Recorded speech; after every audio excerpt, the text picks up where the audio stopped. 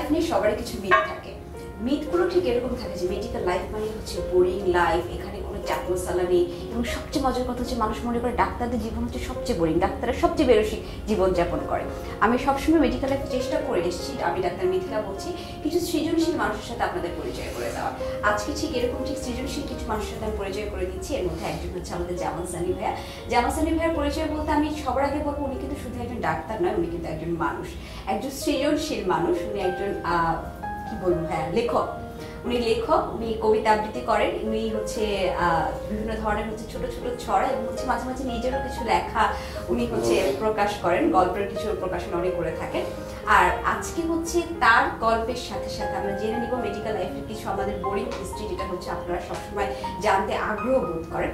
এটা ছাড়াও হচ্ছে আমরা জানবো কিছু চাট মশলাদার হিস্ট্রি, যেটা হচ্ছে জেনে আপনারা খুব মজাও পাবেন, ঠিক আছে। আর সবচেয়ে বড় কথা হচ্ছে যে ডাক্তাররাও মানুষ, তাদের একটা পরিবার আছে, তাদের পরিবারের জীবনে, তাদের পরিবারের বাইরেও তাদের কিছু ব্যক্তিগত জীবন থাকে, ব্যক্তিগত জীবনের দিকেও ছোট ছোট কিছু হচ্ছে যাওয়ার চেষ্টা করব। চলুন আমরা শুরু করি। আমি doctor Mithila, public health specialist. আমাদের সাথে আছেন ডাক্তার জামান সানি ভাই, উনি বার্ন অ্যান্ড প্লাস্টিক সার্জারিতে আছেন, উনি এমএসএ আছেন Sheikh Hasina institute national burn and surgery. কেমন আছেন? আলহামদুলিল্লাহ ভালো আছি। তবে তুমি যে ইন্ট্রোডাকশনটা দিলে সেটাতে একটা জিনিসের খুব ল্যাকিং ছিল, সেটা হচ্ছে কি মানে আমি মনে করি না যে আমি কোনো সফল মানুষ। সফল মানুষ না কেন আমি কারণটা বলি, ছোট্ট ছড়া আকারে বলতে চাই কেন আমি সফল হতে আমার বাধাটা কোথায়। দুনিয়াতে আজকাল সফল তারাই যারা বলে জোর গলায় সহমত ভাই। অনলাইন অফলাইন আছে যত পাইপলাইন, সব সময় সব জায়গায় একই গান গাই, কথা আমার একটাই সহমত ভাই।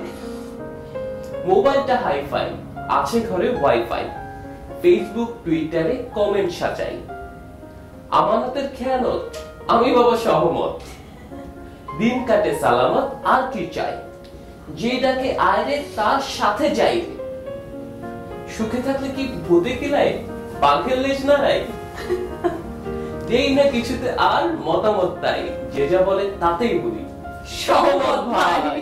তো এখন ব্যাপারটা হচ্ছে যে সহমত হওয়াটা জরুরি, মানে এরপরে সৃজনশীলতার জায়গা এবং সহমতের জায়গাটা একটু কন্ট্রাডিক্টরি, এটা একটু কঠিন। একসাথে সৃজনশীল এবং সহমত হওয়াটা একটু কঠিন।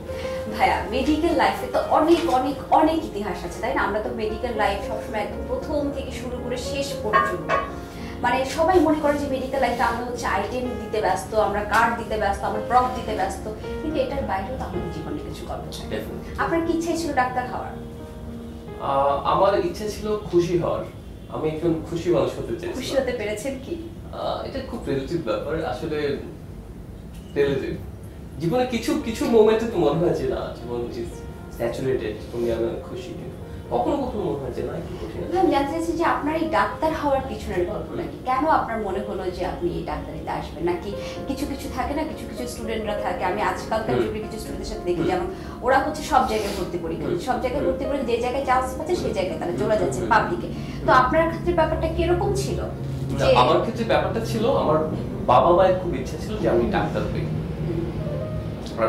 অ্যাকচুয়ালি ওই যে বললাম, আমার কোনো ফোকাস ছিল না, মানে আমি কখনোই চাই নাই যে আমি স্পেসিফিক এই প্রফেশনে যাব।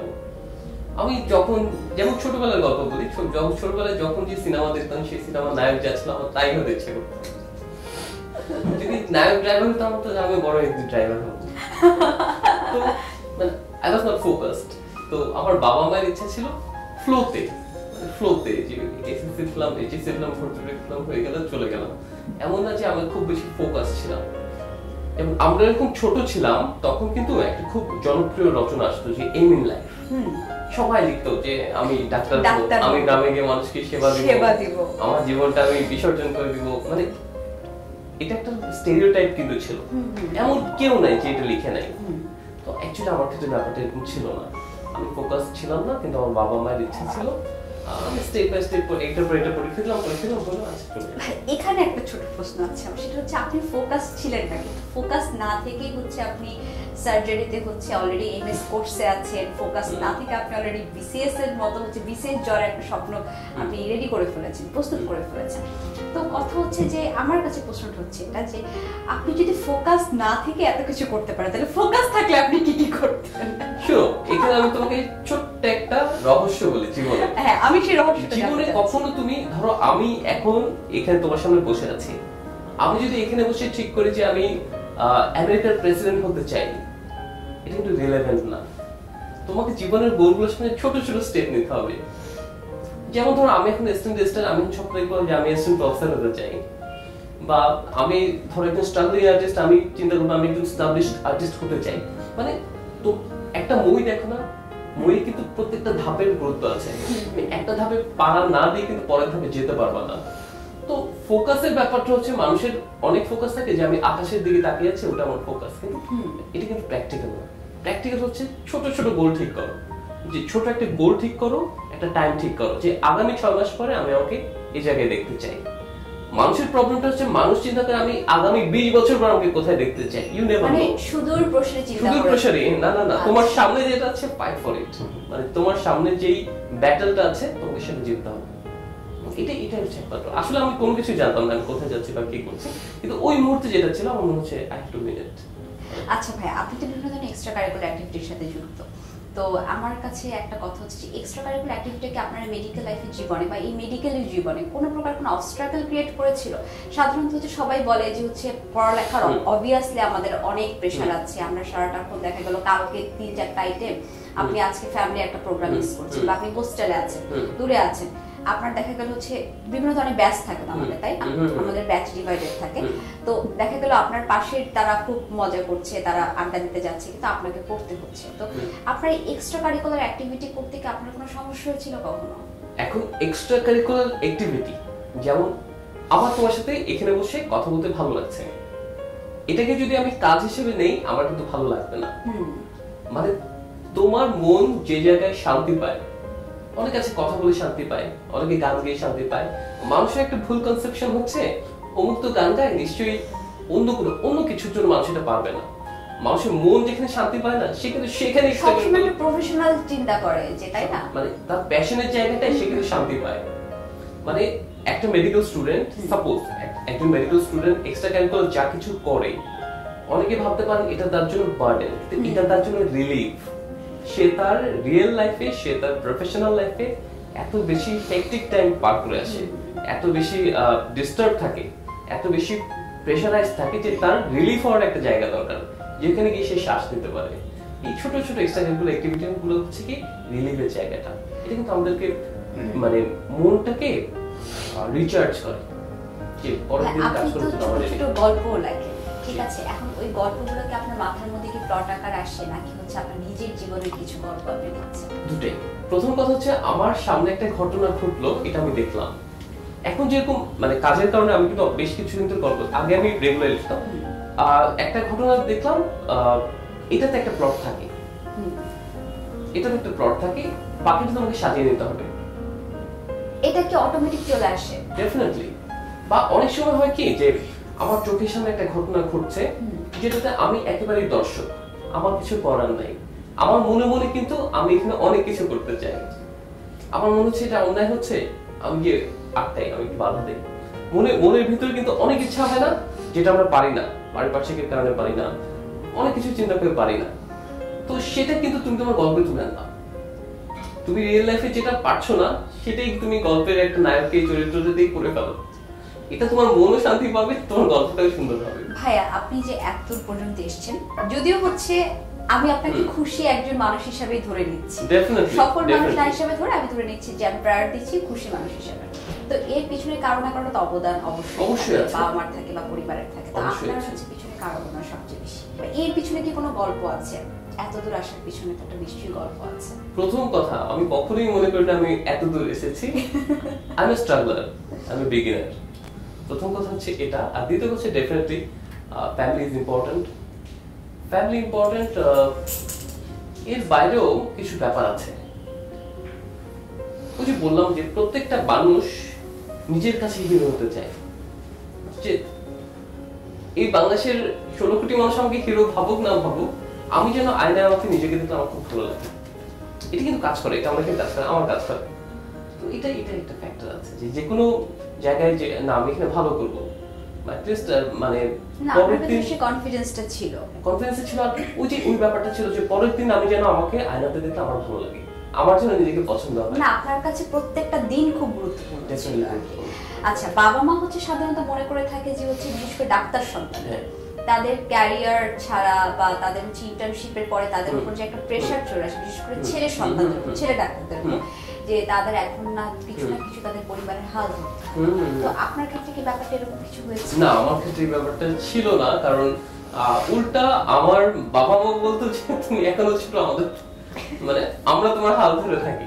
এনিওয়ে, আমি ইন্টার্নশিপের পরে ডেফিনেটলি ইন্ডিপেন্ডেন্ট হওয়ার চেষ্টা করেছি, but I was a little bit privilege যে আমার আসলে ফ্যামিলি রেসপন্সিবিলিটি হয়নি, এটা একটা ব্যাপার ছিল। ওই হিস্ট্রিটা ভাইয়ের কি ছিল যে আপনাকে আপনি নিজে নিজে চেয়েছিলেন ইন্ডিপেন্ডেন্ট হতে, অবভিয়াসলি আপনাকে Definitely. স্ট্রাগলিং করতে হয়েছে, ওই গল্পটা যদি একটু বলতেন। ডেফিনেটলি। তো একটা বছর পর তো যে কেউ মনে করবে যে না, আমি আমার ফ্যামিলির উপর ডিপেন্ডেন্ট থাকবো না, যে আমি নিজে ইনকাম করবো বা নিজে কিছু করবো। তো এটা থেকে এটা আসলে খুব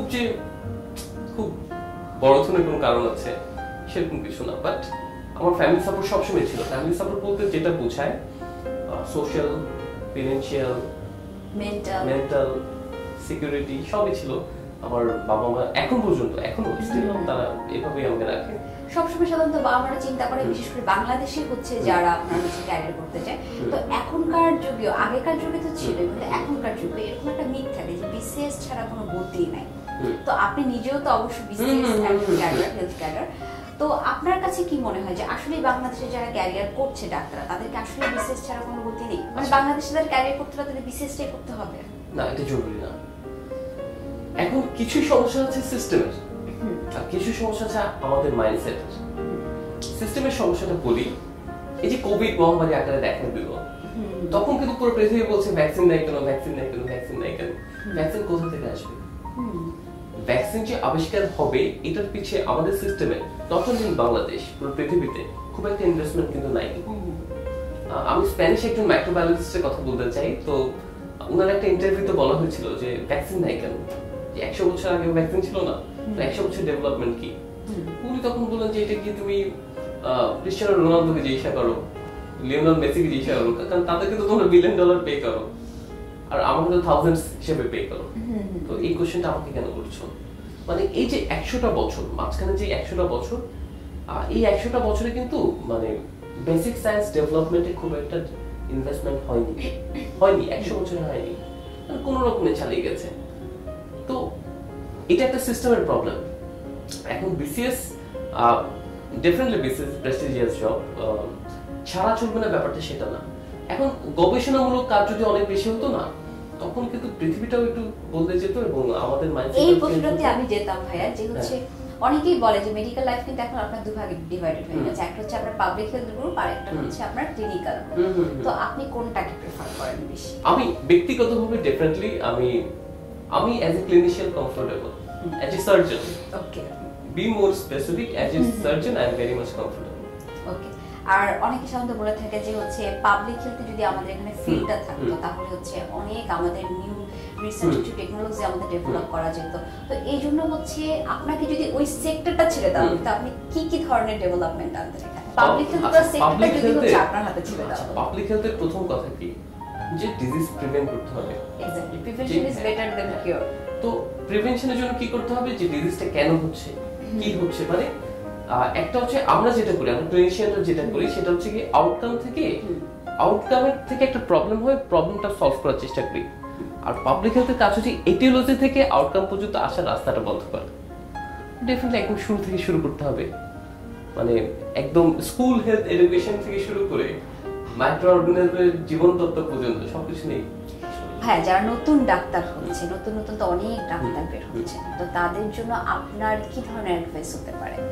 কারণ তারা কিন্তু অনেকে এখন লাইফ গোল সেট করতে পারছে না, তারা হচ্ছে বিভিন্ন নৌকায় পা দিয়ে হাঁটছে। একদিকে বিসিএস আছে, এমএস আছে, এমডি আছে, এমফিল আছে, অনেকে আবার প্ল্যাবের জন্য দৌড়াচ্ছে, ঠিক আছে, অনেকে আবার চিন্তা করছে যে আইএলটিএস দিচ্ছে, জিআরই দিচ্ছে। ইভেন তো হচ্ছে যারা মেডিকেল প্রফেশন আছে তারা শুধুমাত্র হচ্ছে পাবলিক হেলথ রিসার্চ ফিল্ডটা গড়ে তুলবে বলে তাদের ক্যারিয়ারে তারা দেশের বাইরে যাবার জন্য জিআরই পর্যন্ত দিচ্ছে, যেটা যে ফিল্ডটা আমাদের জন্য না। অ্যাকচুয়ালি জিআরই কিন্তু আমাদের জন্য না। আমরা মেডিকেল লাইফে যে এক গাদা বোরিং বই পড়ে এসেছি, তো সেটার ক্ষেত্রে জিআরই বা আইএলটিএস বলেন, টোফেল বলেন, এগুলো সম্পূর্ণ আলাদা। বা ইভেন তো বিসিএস এর আমাদের যে হচ্ছে কারিকুলামটা আছে সেটা টোটালি আলাদা। তো সেই ক্ষেত্রে আপনার অ্যাডভাইসটা কি হবে? প্রথম কথা, যখন একজন ডক্টর ইন্টার্নশিপ শেষ করেন তার জন্য এই সিদ্ধান্ত নেওয়া কিন্তু খুব কঠিন, তার কোনটা ভালো লাগবে, খুবই কঠিন। যেমন আমি আমার গল্প বলি, আমি কিন্তু জানতাম না যে আমি প্লাস্টিক সার্জারিতে আসবো, আমি জানতাম না, আমার ইন্টার্নশিপের পরেও আমি জানতাম না। তো তখন পড়ালেখা করতাম। প্রথমে আমি যখন অ্যাডমিশন টেস্টের জন্য প্রথম 2-3 মাস পড়া শুরু করলাম, মেডিসিন এই ডেভিডসন এই বইগুলো পড়া শুরু করলাম। তো একটা সময় I was a little bit lucky যে আমার ইন্টার্নশিপ থাকা অবস্থায় বিসিএস হয়ে গেছিল। তো আমি বিসিএস হয়ে গ্রামে গেলাম, তো গ্রামে দেখলাম যে মানে অনেক কথা বলতে হয়, অনেকের ভাষা আমি বুঝি না, অনেকের আমি বুঝি না। তো তখন আমি চিন্তা করলাম যে আসলে মানে মেডিসিন প্র্যাকটিস করা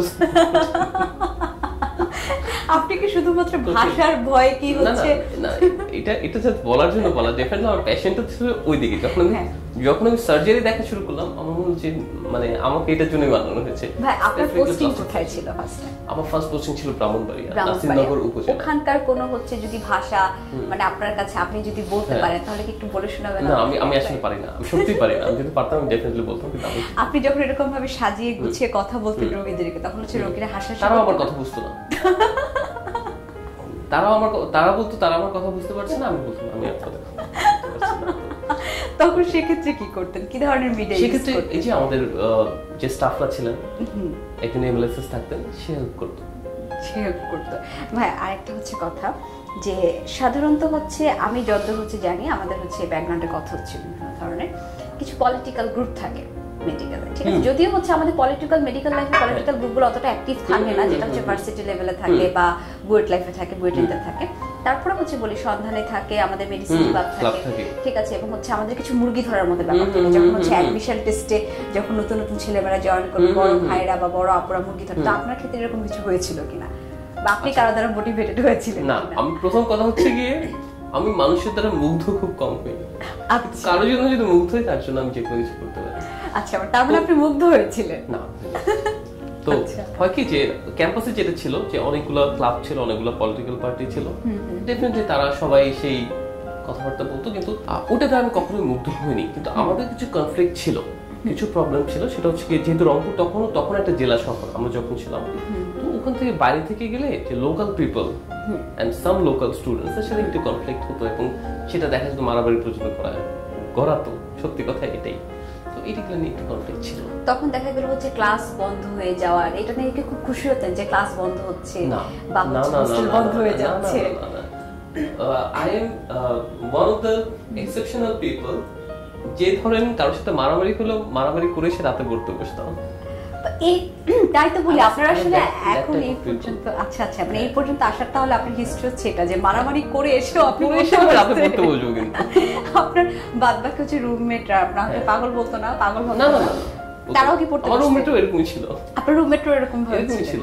আচ্ছা, এমন কি কখনো করতে হয়েছে যে আপনি কখনো বাজার করেননি কিন্তু হোস্টেল লাইফে গিয়ে আপনাকে বাজার করতে হয়েছে? না, করতে হয়নি। সবসময় কি ডাইনিং এ খেয়েছেন? সবসময় ডাইনিং খেতাম বা বাইরে খেতাম। আচ্ছা, একটা ইয়ে থাকে সবসময় মিট থাকে না ডাইনিং এর খাবার দাবার, ডালের মধ্যে উপরে হচ্ছে শুধুমাত্র পানি থাকে, নিচের দিকে একদম পাতলা ঝোল থাকে, বা এগুলো আমি এখন আর চিন্তা করতেই চাই না। তার মানে কি আপনার মানে প্লেটেও কি এরকম কোনো খাবার দাবার? আমার মা হচ্ছে সেই ধরনের মা যে আমি এত মোটা হওয়ার পরও দেখালে আমাকে প্রথম কথা তুই একদম শুকে গেছিস। মানে আমার মা হচ্ছে সেই ধরনের মা, তো যে ঠেসে খাওয়ায়।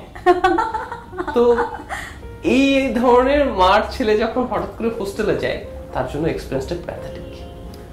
ডাইনিং বলেন, টয়লেট বলেন, রুম বলেন, এভরিথিং ওয়াজ প্যাথেটিক। এবং আমি আসলে ডিপ্রেশনে চলে গিয়েছিলাম, আমার সময় লেগেছে বল। ডিপ্রেশনে যখন চলে গিয়েছিলেন ভাই, আপনি যখন ওভারকাম করেছেন, এই ডিপ্রেশনে কেন চলে গিয়েছিলেন? মানে আপনার তখন কি মনে? একটা তো হোম সিকনেস, আর কোথাও এই যে বললাম খাবার ভালো লাগছে না, রুম ভালো লাগছে না, ওয়াশরুম ভালো লাগছে না, কিছুই ভালো লাগছে না, শহরটা ভালো লাগছে না। এখানে কি বসন্ত হয়ে কি এসেছিল জীবনে? না, আপনি যখন হতাশার কথা বললেন, বসন্ত তো প্রতি বছর এসেছিল। প্রত্যেক বছর এসেছিল। প্রতি বছর বসন্ত এসেছিল। শেষ পর্যন্ত ফুল ফুটাতে পেরেছিল কে? এখন ফুল তো শেষ, ফুল শেষ পর্যন্ত শেষ বসন্তে যে এসেছিল, শেষ বসন্তে যে এসেছিল সেই ফুল ফোটাতে পেরেছিল। ভাই আমি একটু হচ্ছে যদি একটু মানে গল্পের ছড়াছড়ি বলি, কিছু চাট মশলাদার গল্প যদি আমি দর্শক শোনাতে চাই, সেটা হচ্ছে যে সাধারণত হচ্ছে আমরা গল্প করছিলাম যে আপু হচ্ছে সাধারণত মেডিকেল লাইফে, আপু ডাক্তার একজন, তো আপনারা কি একসাথে পড়ালেখা করতেন বা আপনাদের মধ্যে কি পড়ালেখার এরকম কিছু ছিল? না না না, অনেক যেমন আমার একটা ইয়ে ছিল যে আমি যখন লাইব্রেরিতে যেতাম তখন দেখতাম যে জোড়ায় জোড়ায় সব বসে, খুব মন খারাপ হতো আমার দেখে। তো মনে হতো এরকম যদি জোড়া আমি একটা পেতাম তাহলে হচ্ছে আমার পড়ালেখাটা হয়তো খুব এগিয়ে যেত, বা আমি যদি আমার যদি কোনো সিনিয়র ভাইয়ের সাথে আমার যদি কোনো রিলেশন থাকতো বা আমাকে ধরে ধরে পড়াতো, কারণ আমি একদম পড়তে চাইতাম না, আমার ভিতরে হোম সিকনেস কাজ করতো, বিভিন্ন ধরনের কাজ করতো। আপনার ভিতরে এরকম কিছু ছিল কিনা, যেহেতু আপনি হোম সিকনেসে ছিলেন, আপনার ডিপ্রেশন কাজ করতো, তখন আপনার মনে হতো কিনা জুনিয়র কোনো মেয়ে যদি আসতো বা আমার লাইফে যদি কোনো না, আমার মানে একটা মেয়ের পাশে বসে ঘন্টার পর ঘন্টা পড়বো এরকম আমার কখনো ভালো লাগতো না। মানে কথা বলবো, ঘুরবো ফিরবো, ঠিক আছে। ও আচ্ছা, মানে কথা বলবেন ঘুরবেন ফিরবেন, কিন্তু পড়ালেখা মানে লং সময় ধরে একসাথে থাকবো। আমি একটু ইন্ডিপেন্ডেন্ট ছিলাম সব সময়, মানে টু বি অনেস্ট, মানে কোনো কমিটেড রিলেশনশিপ, গার্লফ্রেন্ড যেটাকে বলে, এটা আমি পছন্দ করতাম না। আচ্ছা, আমি জাস্ট ফ্রেন্ডে বিশ্বাসী এবং আমি এরকমই ছিলাম। আচ্ছা ঠিক আছে ভাই, আমি সাধারণত শুনেছি যে ভার্সিটি লাইফে বা বইটার লাইফে জাস্ট ফ্রেন্ড ব্যাপারটা যায়, কিন্তু মেডিকেলে হচ্ছে আমি জানি যে সবাই খুব সিরিয়াস, তারা বইটাকে যেভাবে সিরিয়াস নিয়েছে, প্রফেশনটাকে সিরিয়াস নিয়েছে, তারা হচ্ছে নিজেদের ফ্যামিলি লাইফটাকেও ঠিক ওরকম ভাবে সিরিয়াস নেয়। তো আপনি আপনার ফ্যামিলি লাইফে কেমন? প্রফেশনাল লাইফে এক ধরনের, ফ্যামিলি লাইফে এক ধরনের, ফ্যামিলি লাইফে কেমন? ফ্যামিলি এখন চলে আসি সিরিয়াস কথাবার্তা, ওইগুলো চ্যাপ্টার ক্লোজ, ওগুলো চ্যাপ্টার ক্লোজ। আচ্ছা, ফ্যামিলি লাইফের প্রবলেমটা হচ্ছে মানে বিবাহিত জীবন বা ফ্যামিলি লাইফটা হচ্ছে একটা ইনস্টিটিউশন, এতে কিন্তু সব থাকে, কর্ডিয়ালিটি থাকে, ফিনান্স থাকে, ডিসিপ্লিন থাকে, এটিকেট থাকে, সবকিছু মিলেই কিন্তু। তো এখন যেটা হয় আমাদের লাইফগুলোতে, ডক্টরসদের লাইফ যেটা হয় যে আমাদের সময় কিন্তু আমরা ফ্যামিলিতে খুব কম দিতে পারি। আচ্ছা, এই জন্য সবসময় দেখা যায় যে একজনের স্যাক্রিফাইস অনেক বেশি, একজনের স্যাক্রিফাইস একটু কম। মানে ঘটনাক্রমে এই যে তুমি বললে না যে আপনি এত তাড়াতাড়ি এত দূর এসেছেন, ঘটনাক্রমে আমি কিন্তু আমার ফ্যামিলিতে সেই সময়টা দিতে পারিনি বা এখনো দিতে পারি না। তো এই জন্য অ্যাজ এ ইনস্টিটিউশন, একটা ইনস্টিটিউশনে যে যে সমস্যা হয়, ফ্যামিলি কিন্তু সেরকম। হ্যাঁ, কখনো কি মনে হয়েছে যে আপনি ডাক্তার হিসেবে কতটুকু সফল বা পিতা হিসেবে কতটুকু সফল? আমি ডাক্তার হিসাবে আমি নিজেকে 10-এ 7 দিব। আর পিতা হিসেবে আমি নিজেকে 10-এ 10 দিতে চাই। আমি বলি না যে আমি সফল, কিন্তু আমি চাই যে একদিন আমি গর্ব করে বলবো যে পিতা হিসেবে আমি 10-এ 10। হ্যাঁ, প্রচুর এরকম মানে অনেক অনেক অনেক গল্প আছে বড় বড় প্রফেসর স্যারদের, তারা হচ্ছে মাঝে মাঝে আমাদেরকে বলতেনও ক্লাসে যে তারা কখনো তাদের ফ্যামিলিকে সময় দিতে পারেননি, তাদের বাচ্চা কাচ্চাকে, তাদের সন্তানকে কখনো সময় দিতে পারেননি। বা আপনি কোন জায়গাটা থেকে বের হয়ে আসতে চান? অবশ্যই আসতে চাই। মানে মানুষের, তুমি বললে না যে একটু আগে বলেছি ফ্যামিলি, অ্যাজ এ হাজবেন্ড আমি আমাকে 10-এ 2 দিব। ট্রু। অ্যাজ এ ডক্টর কিন্তু আমি 7 দেই, কিন্তু অ্যাজ এ হাজবেন্ড আমি 10-এ 2। তো কিন্তু কখনো যদি এমন হয় যে আমার সন্তানের কারণে আমাকে সব ছেড়ে দিতে হয়, আমি সব ছেড়ে দিতে পারবো, এই একটা জায়গায় আমি সব পাবো, এনিথিং। আচ্ছা ভাই, আপনি কি চান যে আপনার নেক্সট জেনারেশন ডাক্তার হোক?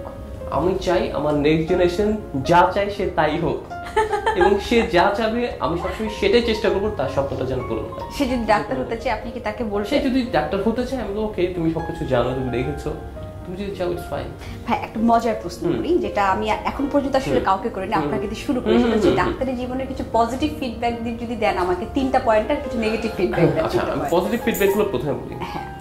প্রথমত হচ্ছে কি তোমার কিছু জব স্যাটিসফ্যাকশন বলা যাবে না, স্যাচুরেশন আসবে যখন একটা মানুষ তোমার দ্বারা উপকৃত হবে। যেমন আমি তোমাকে এর মাঝে একটা গল্প বলা যাবে? হ্যাঁ অবশ্যই। আমি তোমাকে ছোট্ট একটা গল্প বলি। আমি 2 বছর আগে টিভিতে উপস্থাপনা করতাম।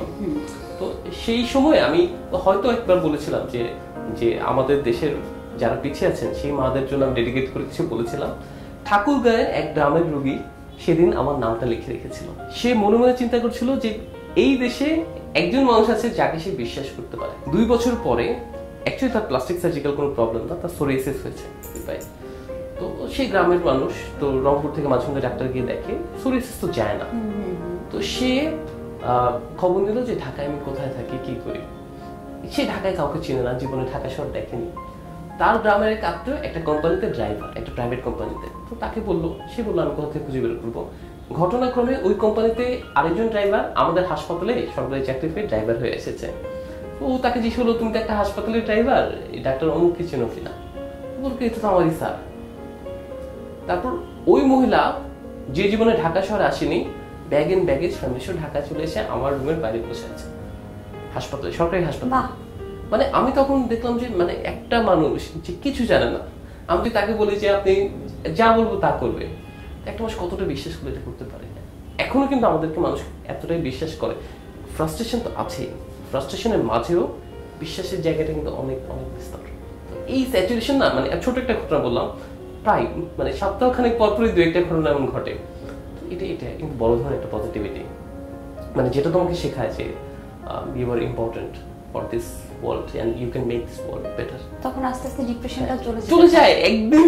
যেন আমার নিজেকে খারাপ লাগছে না, কিন্তু আশেপাশের মানুষজন কিন্তু আমাকে প্রায়োরিটি দিচ্ছে। এক সপ্তাহে আমার যে ডিপ্রেশন জমেছিল এই একটা ঘটনায় সব হয়ে গেল।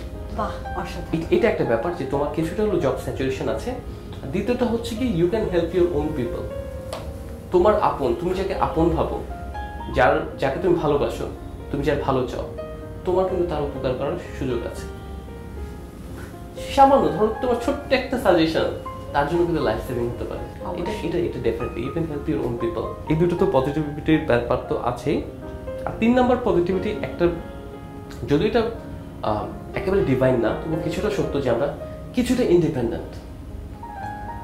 আচ্ছা আমি এই সেক্টরে ক্যারিয়ার করবো না, করলাম না, অমুক আমাকে বকা দিল, অমুকের কাছে যাবো না, গেলাম না। এটা কিন্তু অন্য সেক্টর পারে না। অন্যান্য গভর্নমেন্ট জব বলো বা প্রাইভেট জব বলো, প্রাইভেট জবের তো আরো খারাপ অবস্থা। মানে বস যা ইচ্ছা তা বলে। আর গভর্নমেন্ট জবেও কিন্তু মানে মানে তোমার জব তোমাকে ঠিক করে দিবে যে তুমি এই কাজটা করবা, কিন্তু অ্যাজ এ ডক্টর আমরা কিন্তু নিজে ঠিক করি আমি কি করব। আমি প্লাস্টিক সার্জারিতে এসেছি আমার নিজের সিদ্ধান্তে, বাংলাদেশ সরকারের কিন্তু আমাকে বলেনি যে না তোমাকে প্লাস্টিক সার্জারি করতে হবে।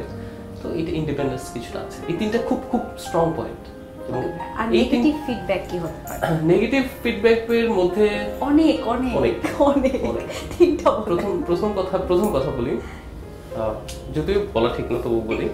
একটা হচ্ছে কি ফিনান্সিয়াল ইনসিকিউরিটি জুনিয়র ডক্টরদের মধ্যে হয় কি যে সমাজ কাদেরকে দেখে, সমাজ দেখে প্রতিষ্ঠিত লোকজনদেরকে। 100 জনে একজন। প্রফেসর আজিজুল কাহার কিন্তু লক্ষ জনে একজন, প্রফেসর আতিকুল হক কিন্তু লক্ষ জনে একজন। এখন সমাজ কিভাবে যে অমুকের কাছে গেলেই তো 1200 টাকা নিয়ে নিল। প্রফেসর দিন মোহাম্মদ লক্ষ জনে একজন, তাদের সাথে তুমি বাকি 1 লক্ষ চিকিৎসককে তুলনা করতে পারবা না। তো মানুষজন মনে করে যে গেলে তো 1200 টাকা নিয়ে নিল, কিন্তু তারা যে এই লেভেলে গিয়েছে একদিনে যায়নি, 30 বছর খেয়ে না খেয়ে রাত দিন এক করে আজকে এই পর্যায়ে পৌঁছেছে। তো ফিনান্সিয়াল ইনসিকিউরিটি কিন্তু খুব বেশি। ধরো up to even still now আমাদের কিন্তু ফিনান্সিয়াল ইনসিকিউরিটি অনেক বেশি। গভর্নমেন্ট থেকে যেই স্যালারিটা পাই এটা দিয়ে ফ্যামিলি চলে, সবকিছু চলে, কোনো রকমে টানাটানি করে চলতে হয়। তো একটা বয়স পর্যন্ত ফিনান্সিয়াল ইনসিকিউরিটি অনেক বেশি। আমার সাথে আমার অন্যান্য বন্ধুরা যারা অন্যান্য সেক্টরে ক্যারিয়ার করেছেন, ইভেন যারা বলি যে যারা পড়ালেখা আমার চেয়ে অনেক খারাপ ছিলেন, তারাও কিন্তু এখন দেখা যায় যে আমার চেয়ে অনেক ভালো একটা লাইফ লিড করছে, অনেক সিকিউর, অনেক গর্জিয়াস, অনেক। এটা একটা ব্যাপার তো আছে। ফিনান্সিয়াল ইনসিকিউরিটি ধরো অনেকটা বয়স পর্যন্ত থাকে, একটা বয়সের পর কমে আসে, এটা একটা ব্যাপার। দ্বিতীয়ত হচ্ছে আমাদের ওয়ার্কিং স্টেশন বলতে সিকিউর না। তুমি 2 দিন পর শুনবা যে অমুক উপজেলায় অমুক ডাক্তারকে পিটিয়েছে, একজন ডক্টরকে মেরে ফেলা হলো, সম্ভবত এটা বাগেরহাট বা সাতক্ষীরা এমন কোনো জায়গায়। এনিওয়ে, তো ওই সিকিউরিটিটা ডক্টর ফিল করে না যে আমি কাজ করছি, যে আমি এখানে সিকিউর। তুমি ব্যাংকে চাকরি করো, তোমার কিন্তু এই রিস্ক নাই। তুমি একজন অ্যাডমিন অফিসার, তোমার কিন্তু এই রিস্ক নাই। ইভেন তুমি একজন পুলিশ অফিসার, তোমারও কিন্তু এই রিস্ক নাই। কিন্তু একজন ডক্টর যে সরাসরি মানুষকে সেবা দিচ্ছে, সে কিন্তু মানুষটা অ্যাসাল্টেড হচ্ছে। This is true. এটা তো একটা ফ্রাস্ট্রেশনের জায়গা।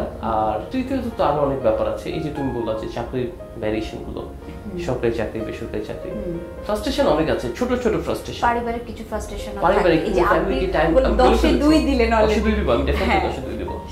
তো ফ্যামিলিকে সময় দিতে না পারা, ডিসটেন্স তৈরি হওয়া, ভুল বোঝাবুঝি, রাত দিন এক হয়ে যাওয়া। যেমন অন্যান্য গভর্নমেন্ট সার্ভিসের কথা বলি, তারা কিন্তু সপ্তাহে 5 দিন দেখা যায় একটা নির্দিষ্ট সময় সার্ভিসটা দেন। আমাদের কিন্তু এরকম না। ইভেন আজকে শুক্রবার, আজকেও কিন্তু আমি হসপিটালে যাবো, মানে 24/7 আমরা কিন্তু অন কল থাকি। এটা খুব কঠিন। যেমন শুক্রবার দিন অন্যান্য প্রাইভেট সেক্টরে যেটা আছে বা অন্যান্য গভর্নমেন্ট জবেও যেটা আছে যে ফ্রাইডে স্যাটারডে তাদের বন্ধ, ঠিক আছে, অনেকে আপনারা কোথাও ঘুরতে চলে যাচ্ছে, কিন্তু আমাদের ডাক্তারদের সুযোগটা নেই। ঠিক আছে, ঠিক আছে ভাইয়া, আমরা হচ্ছে প্রোগ্রামের একদম শেষ প্রান্তে চলে এসেছি, তখন একটু সিরিয়াস টপিকে চলে যাই। যেমন আপনি তো বার্ন এবং প্লাস্টিক সার্জারিতে আছেন, আর সবচেয়ে বড় কথা হচ্ছে আপনি কিছু বার্ন পিপল দেখেছেন। আমরা সাধারণ মানুষ যেভাবে দেখি আপনার চোখের সামনে হঠাৎ করে একদম বার্ন কিছু পিপল, তাদের কিছু গল্প থাকে বা সেটা নিয়ে আপনারও কিছু হতাশা তৈরি হয় বা এমনও কিছু যায়। আমি যতদূর জানি যে রাত্রেবেলা ঘুম হচ্ছে না, আজকে আপনি খুব খারাপ একটা পেশেন্ট দেখেছেন, এরকম যদি একটা গল্প আছে আমাদেরকে বলেন। আচ্ছা, একটু ক্লিয়ার করি, কিছু না আমরা কয়েক হাজার দেখেছি, এবং বাংলাদেশের আমাদের যে ইনস্টিটিউশন, আমাদের যে হসপিটাল কিন্তু রোগীর সংখ্যার দিক থেকে পৃথিবীর সবচেয়ে বড় হসপিটাল। পুরো পৃথিবীতে এত বার্ন পেশেন্ট কিন্তু হয় না। বাংলাদেশে যে কোনো কারণে হোক, থার্ড ওয়ার্ল্ড কান্ট্রি বা যে কোনো কারণে হোক, উন্নয়নশীল দেশে আমরা বার্ন পেশেন্ট কিন্তু পুরো পৃথিবীর চেয়ে বেশি, পুরো পৃথিবীর কোথাও এত বেশি নেই।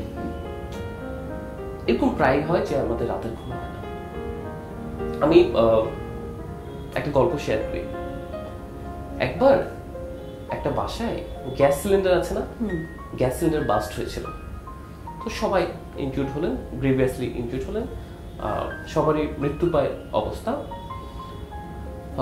বাবাটা সম্ভবত বাসায় ছিলেন না, কিন্তু বাচ্চা, মা এবং আরেকজন। তো স্বাভাবিক ক্রিটিক্যাল পেশেন্ট, আমরা হাই ডিপেন্ডেন্সি ইউনিটে রাখলাম মা এবং বাচ্চাটাকে পাশাপাশি। মাটা কিন্তু একদম পুরো বার্ন হয়ে গেছে, এবং এই লেভেলের বার্ন যাকে সার্ভাইভ করানো পৃথিবীর কোথাও সম্ভব না, 100%।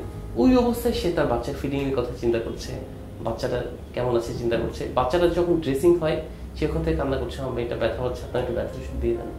মানে she knows she is dying, সে কিন্তু বুঝতে পারছে, সেই অবস্থা থেকে বলছে। এবং লাস্টে এমন হলো, সে যখন মারা যাবে তার আগের দিন সে বললো, আপনার মারা বাচ্চা, আমার বাচ্চাটাকে দেখে রেখেন।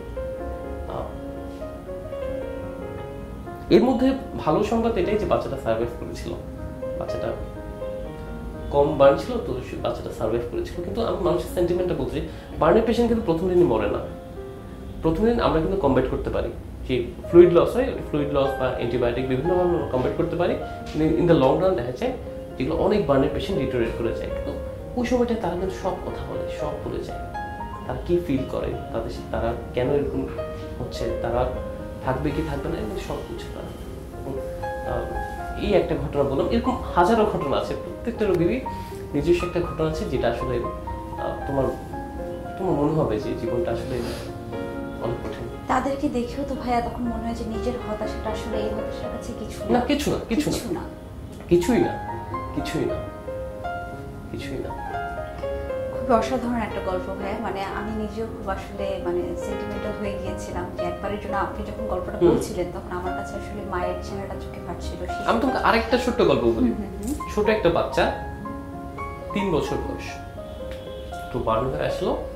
তো রাউন্ডে তো সারা নাম ধরে দেখে না, সানি এটা করো এটা করো, ও আমার নামটা শুনে ফেলছে। ও জি স্যার, সানি তুই আমার বাঁচাইতে না, আমি মরে যাবো। তো স্বাভাবিক মেজর বার্ন, আমরা তো সবকিছু, আমাদের হসপিটাল কিন্তু খুব খুব প্রোটোকল বেসড। মানে কোনো রোগী যে আনঅ্যাটেন্ডেড থাকে বা কোনো রোগী মেজর সেবা পায় না, এটা কিন্তু হয় না। একদম হসপিটাল থেকে সব পায়। আমি জানি না বাংলাদেশে অন্য কোথাও আছে কিনা এরকম, কিন্তু আমাদের হসপিটালগুলো একটু ডিফারেন্ট। এখানে সব ধরনের সেবা হাইয়েস্ট আমাদের পক্ষে, যা বাংলাদেশ সরকারের পক্ষে যা যা করা সম্ভব প্রতিটা রোগীর ক্ষেত্রে করা হয়। তো এনিওয়ে উই ওয়ার ট্রাইং, আমরা সবকিছু চেষ্টা করছিলাম। তো এরপরেও তার ফ্যামিলি সাপোর্টের জন্য আমরা পার্সোনালিও ফিনান্সিয়াল সাপোর্ট দেওয়ার চেষ্টা করেছি। বাট রোগীটা প্রতিদিন বলতো, তুই আমরা বাঁচাইছি না, আমি মরে যাবো, আমি তো বাড়ির যাবো, এগুলো কিন্তু বাচ্চাটা বলতে একদিন বাচ্চাটা মারা গেল। এখন যে আমাদের আসলে কিছুই করার ছিল না, আমরা যা কিছু করার সম্ভব সব করেছি, কিন্তু সবকিছু তো আমাদের হাতে নাই। তো সিচুয়েশনগুলো এরকম যে পেশেন্টটা কিন্তু কথা বলে, একটা মানুষ যখন মারা যায় সে কিন্তু বলে যে সে বাঁচতে চায়, সে কিন্তু বলে সে একটা নর্মাল ফ্যামিলি চায়, সে কিন্তু বলে যে আরেকটু সময় চায়, যে আমি আরেকটু সময় বাঁচতে চাই, কিন্তু বলে চাই। এটা ভাই এ ধরনের অনেক রোগী আমাদেরকে প্রতিদিন হ্যান্ডেল করতে হচ্ছে, কিন্তু সবচেয়ে কষ্ট হচ্ছে ওই জায়গায় যে সাধারণ মানুষজন ডাক্তার বলতেই শুধু বোঝে। আমি হচ্ছে একদম অনুষ্ঠানের শেষ প্রান্তে চলে এসেছি। যেমন সানি ভাই হচ্ছে আমাদের সাধারণ দর্শকদের উদ্দেশ্যে কিছু বলে যাবেন, কিন্তু তার আগে আমি বলতে চাচ্ছি যে আমাদের বাংলাদেশেই আমি সাধারণত এই প্রথাটা দেখেছি বা এই মিথটা দেখেছি যে মানুষজন ডাক্তার বলতেই বুঝে যে তারা আসলে প্রফেশনাল দিক থেকে তারা ডাক্তার, তাদের জীবনটা বেরসিক, তারা বেরসিক জীবনযাপন করে এসে তারা সবসময় হচ্ছে তারা মেডিকেলও বেরসিক জীবনযাপন করে এসছে। এবং ডাক্তার মানে হচ্ছে চেম্বার, কারি টাকা। আমি শুধু আপনাদের উদ্দেশ্যে বলতে চাই যে ডাক্তার মানে কারি টাকা না, ডাক্তার মানে কিন্তু মানুষ, ডাক্তার মানে কিন্তু সৃজনশীলতা। ডাক্তার করতেও জানেন, ডাক্তার কিন্তু ভাঙতেও জানেন, কিন্তু তারা হচ্ছে তাদের হৃদয়কে ভাঙেন। তারা প্রতিদিন তাদের হৃদয়কে ভেঙে দিয়ে, তাদের হৃদয়কে চুরমার করে দিয়ে, তাদের পারিবারিক জীবন চুরমার করে দিয়ে আপনাদের সেবায় নিয়োজিত থাকেন। তাই আমি বলবো ডাক্তারকে ভালোবাসুন মানুষ হিসাবে, ডাক্তার হিসাবে না। তাদের প্রফেশনকে ভালোবাসুন। আপনারা যে প্রতিদিন সেবা পাচ্ছেন, আপনাদের বাবা মা সুস্থ হয়ে যাচ্ছে, সেটার প্রতি শ্রদ্ধা রেখে, সেটার প্রতি সম্মান জানিয়ে বেঁচে থাকুক বাংলাদেশ, বেঁচে থাকুক আমাদের ডাক্তার সমাজ। আমাদের ডাক্তার সমাজে কিছু মিথ থাকে যে আমরা আসলে একজন অপরজনকে সাহায্য করতে চাই না। আমরা আসলে সে ধরনের কিছু কুসংস্কার, সে ধরনের কিছু প্রবাদ বাক্য থেকে বেরিয়ে আসি। আমরা গাছে তুলে মই না কেড়ে আমরা আসলে সবাইকে সাহায্য করতে জানি। আমরা একে অপরকে সহমর্মিতা দেখাই, একে অপরকে ভালোবাসি, একে অপরকে শ্রদ্ধা রাখি। জিতে থাকুক বাংলাদেশ, জয় হোক বাংলাদেশের মানবতা, জয় হোক মানুষের। ধন্যবাদ সবাইকে। আমি ডাক্তার মিথিলা। যেমন সানি ভাই, আপনি যদি সাধারণ দর্শকদের উদ্দেশ্যে কিছু বলে যেতে চান। সাধারণ দর্শকদের ক্ষেত্রে আমি এতটুকুই বলবো যে আপনারা আপনার ডাক্তারকে বিশ্বাস করুন। শুধু বিশ্বাস করলে হবে, আর কিচ্ছু লাগবে না। যদি এতটুকু বিশ্বাস করেন যে এই মানুষটা আমার ভালো চায়, আপনি দেখুন তো আপনার জীবনটা কত সহজ হয়ে যায়, আপনার চিকিৎসা কত সহজ হয়ে যায়। কিন্তু আপনি যদি এই অবিশ্বাসটা ধরে রাখেন যে ও ভালো যেতে পারে, খারাপও যেতে পারে, আপনি কিন্তু সবসময় নেগেটিভ দিকে চলে যাবেন। আপনার মনে হবে সে মনে হয় আমার ভালো চায় না। It's not true. আমি এক্সেপশনাল কিছু মানুষ থাকতেই পারে, কিন্তু আমি এতটুকু বলতে পারি যে 99% ডক্টর আপনার ভালো চায় এবং যে কোনো বললে চায় আপনি একটু সুস্থ স্বাভাবিক জীবনযাপন করেন। ধন্যবাদ, ভালো থাকবেন। আসসালামু আলাইকুম।